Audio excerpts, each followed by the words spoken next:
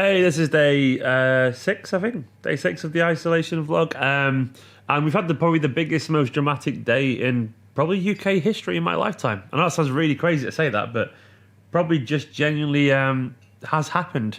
We've basically seen a pretty much, it's not a full lockdown, but it's a kind of like pre-lockdown lockdown.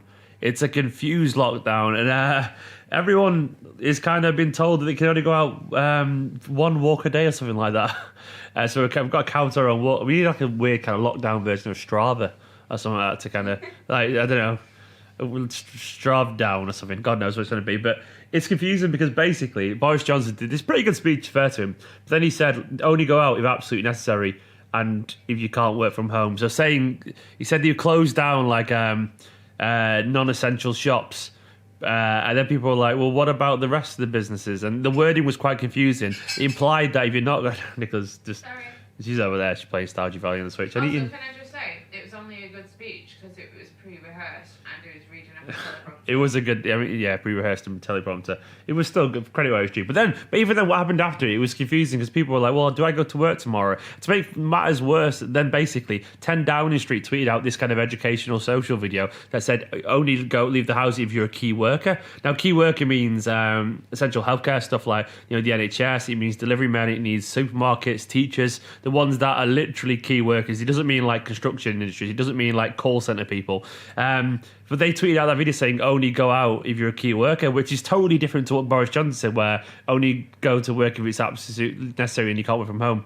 So it was totally different and confusion. That was up for an hour. Then they deleted it. Yeah, so when we're looking back in a year or two from this, the government did a whole thing about the country going into kind of partial lockdown, and they got it wrong. Sadiq Khan, as well, the mayor of London, was even tweeting about exactly the same thing, saying only go out if you're a key worker, and then he deleted that as well. It's like, How would you get that kind of stuff wrong? It's so critically important not to get that information wrong because you had literally millions of people. They tweeted that out to 5.4 million people. Loads of people were going, you can't go in unless you're a key worker. Don't go into work unless you're a key worker, which was the wrong advice. The government put out the wrong advice on Twitter, and then they've had to correct it, saying no, actually, only leave the house if it's necessary and you can't work from home, which is a totally different thing entirely. Anyway, it's happened. Personally, I'm a little bit relieved. I want it to get closer to lockdown. I want my loved ones behind closed doors, where they're going to be safe. My dad, hopefully, as I'm recording this, should be like... as recording this, just today, I guess. I don't know why I'm saying that as if it's going to be dated by weeks. Hopefully, he should not be working home from Wednesday. It's Monday today. Which is nice because I'm worried about my dad's health because he's higher at risk. That made me feel a lot better. And today, if you've been following these videos anyway, my mental health's been a bit shit, if I'm being honest. But I feel like I'm dealing with it a little bit better today. I woke up today in a better mood. Don't know why. I've slept pretty well and I've been messing around with Nicola. We've just been having fun as normal. That sounds a bit weird. Not messing around in that kind of way, She's thirsty over there.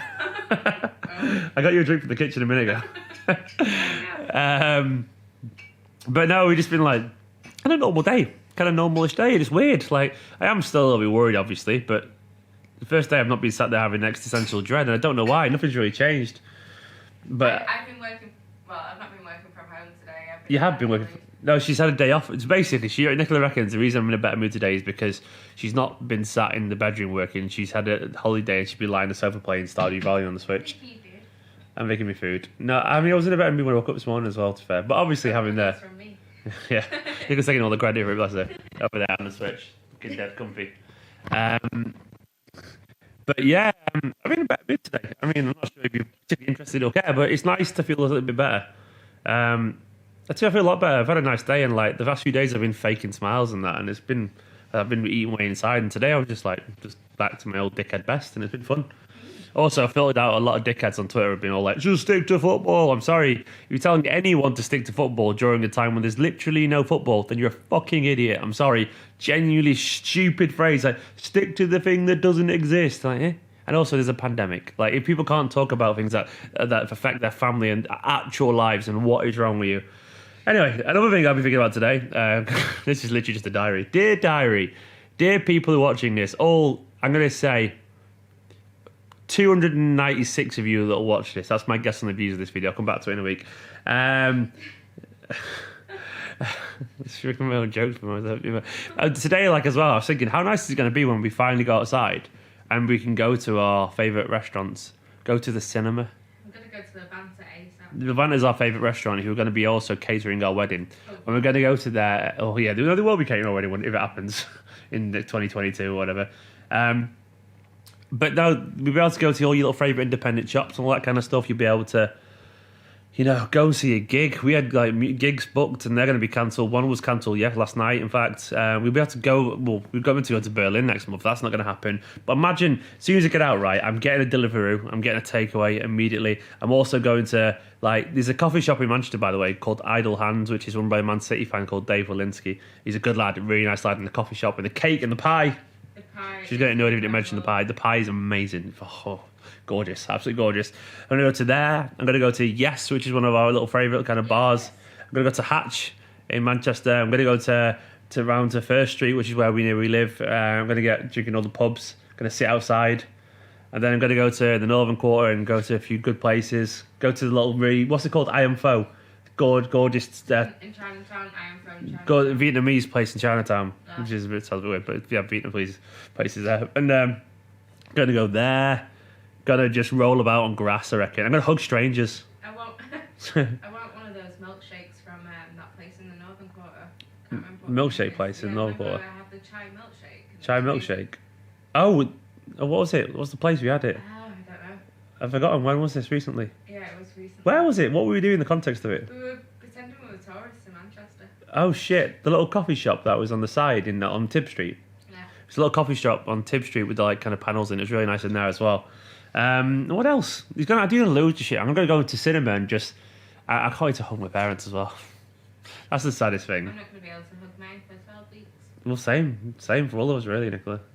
Literally, officially, Nicola can't hug her mum officially because she's seen as high risk because of bad asthma and a potential cancer scare at one point. We think she's okay, but we can't see her now. It's just 12 weeks. And it's going to be the same. And I'm a mummy's boy and a daddy's boy. I'm a proper hugger. Nicola with a test. He's a family boy. I'm a little family boy, and Nicola is too, of course. But in a different way. Different way. We're like Italian families. Yeah, we're like emotional. If I don't see my mum, I want to give her a hug immediately and all that kind of stuff. And same with my dad. Every time I see my dad, I'm like, "Hey, Dad," I did that hug thing when you kind of when you hug someone, you kind of semi kiss the side of the head kind of thing. It's like, but you do and you don't. It's that kind of thing with my parents. I'm gonna miss them. But anyway, I hope you're all good. It's nice to be able to talk and not just be full of dread. I don't know why. I mean, I'm sure that'll happen again. I'm sure when my parents get a cough, I'll fucking panic and have a... But, it is what it is. I worry about that moment when it comes. But today, though, it was nice. I did a video about football as well over at Steve Company, talking about football. I'll be honest, I've been wanting to do football videos over there, but I've struggled because it felt too trivial. I wasn't in a good place, and I felt like I was forcing it. But today, I'm forcing it. It's nice just to have a chat. And hopefully... Hopefully there'll be loads more coming as well. I don't think people really watch football videos that much at the moment. They say they do, but I don't think they do. I think everyone's too anxious about the coronavirus, which is understandable. And I think until we accept this new norm, then the hunger for distraction will come back. As it is, everyone's just binging on Netflix and binging on games. And Nicola's begging me to get Animal Crossing. And right with Stardew for she got Stardew Valley, which is a good Switch game. Animal Crossing if I can play it with you at the same time. An Animal Crossing on the Switch, right? You can only have one island per console, which pisses me off because I hate the idea.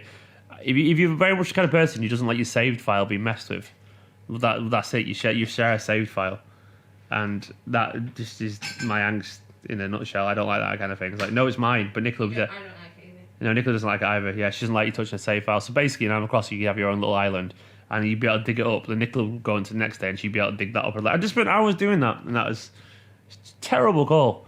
But anyway, I'm waffling because it's nice just to waffle today. But I hope you're all good. I hope you're all keeping safe.